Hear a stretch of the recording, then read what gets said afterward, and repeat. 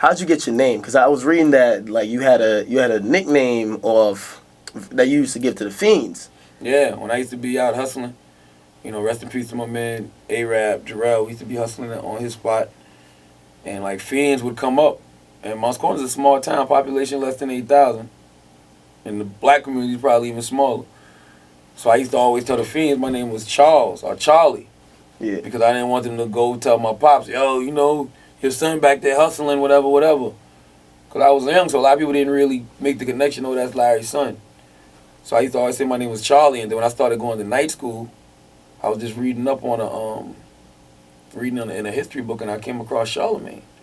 And Charlamagne was French for Charles the Great. And the name of his empire was the Carolinian dynasty. And I just was like, oh, Carolinian, Charles the Great. I was like, Charlamagne, I'm going to start calling myself Charlamagne.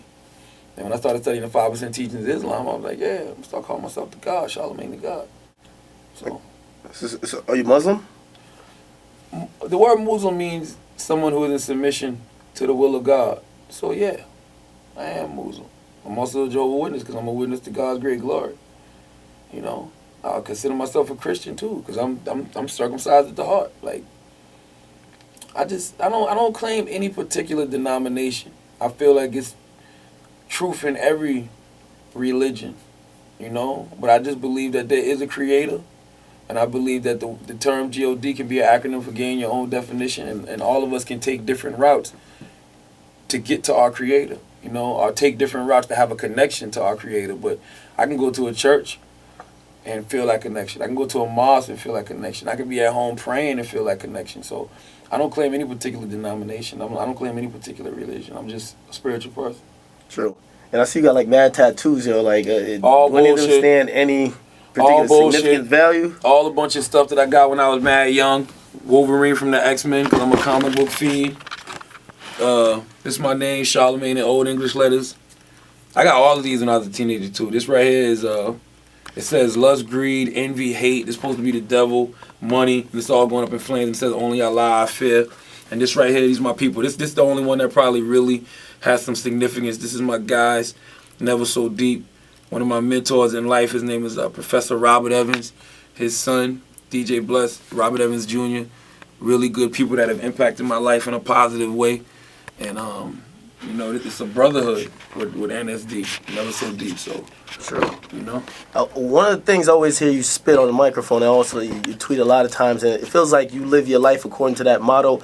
And I've realized ever since about like 2 to 3 years now, I feel like that's how I'm most comfortable living too. What is it? You always say live your truth. Live your truth, man. Live your truth. When you live your truth, can't nobody use your truth against you. You ever seen the end of 8 Mile? When exactly. Eminem was battling that dude, Eminem said everything about himself that dude could possibly say. The dude couldn't say nothing. That is true. So it's like with me, yo, Charlamagne, I'm short. I suffer from skin discoloration. I got a lisp. The skin discoloration is just normally or something happened? I have no idea. No idea? Couldn't tell you. You know, and I've never done anything to try to correct it either. I'm just like, I'm one of those people. I'm like, I went to a skin doctor once. He was just like, it's just discoloration. I mean, you could probably get that corrected though if you wanted, because you know, you've always admitted it before anyone really pointed it out. Like I've heard you say things about yourself before anyone pointed it out. People always said it to me, but then guess what? I have other people who be like, I love your skin. You got beautiful skin. Okay. You know, so it's like, who do you listen to? True. You know what I'm saying? And I think that if you listen to anybody too much, it'll drive you crazy. Like my father always said, you're never as good as they say you are, and you're never as bad as they say you are. You're just somewhere in the middle. So me personally, I just leave it where it is. Like I don't care enough. It's just skin. True. You know what I'm saying? I feel you. I'm not one of those people like that's gonna run out and get a nose job or bleach my skin. Like me personally, I think if you like denied it or you shied away from it, like anytime someone mentioned you try to shy away from it, you try to run away from it. Like, that's when people gonna get on you more. But once you're like, yo, that's me. That's just what it is. It is that's me. Now, what's next? Exactly. So, speaking of which, you know what I mean? For example, like the Mister Cee situation. You know what I mean? Like, to everybody in the streets, it's looking one way that, like, he's not living his truth. Like, everybody thinks he's homosexual. You know what I mean? What would your advice be to him, or if, say you was his publicist, and he's going through that situation? It's like the 3rd or 4th time he's been caught with an alleged transsexual. What would you do? I'd tell him to live his truth. Now, listen, I was scared to death. I thought he was going to get on that radio. This me from a a strictly radio standpoint. From a human standpoint, a moral standpoint, I would have loved if he would have did this. But from a radio standpoint, I was hoping he didn't do this. Okay. I thought he was going to get on that radio Monday morning. They was going to ask him, are you gay? And he was going to say yes. Game changer. For the better or for the worse? For the better. From a radio. Because listen, you never, there's never such thing as a worse when you live your truth. The way hip-hop is positioned me, it's this whole no homo, era we live in. I thought people would look at me different. Yeah, so many different people would have embraced him and uplifted him and empowered him. I wouldn't have had nothing to say. You know what, though? I think a lot of people, I agree with the exact stance, but I think a lot of people look at it saying he couldn't have done that because he's such a legendary figure. Like, he's so what? Found a Biggie. And? I mean, I think so. Hold up. So just because he comes out and says he's homosexual, he's still not the guy who discovered Biggie. Because I think hold up. So what? Because he came out and he said he's a homosexual, he's still not the guy who DJ for Big Daddy Kane. He's still not the guy that goes on that radio and does incredible mixes just because he's gay. You're right, but I think for him, it then, even though I think lying it or denying it or just shying away from it still does the same thing. Once he comes out and says that, it puts like a nice asterisk right next to his name. And why? Because he's going to be the first. No one wants to be the first. Why not? You saw with the NBA.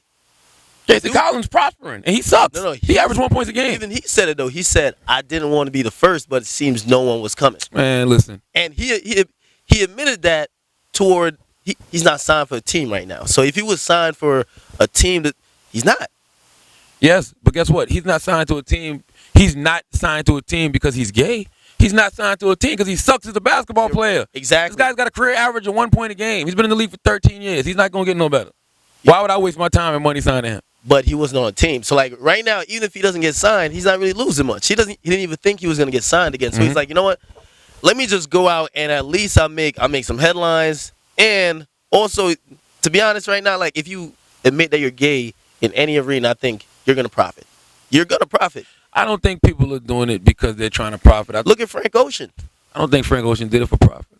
I never, other than that one Tumblr message he did saying, he didn't even say it was gay. He just said, I'm not straight, pretty much. Maybe that's all he wanted to give us. Listen, you're not in. That boosted his album sales. It was well timed. Maybe, but you're right about that. I felt like that when it first happened too. But listen, I think it's two types of homosexuals on this planet. I think it's people who are in denial and on the down low.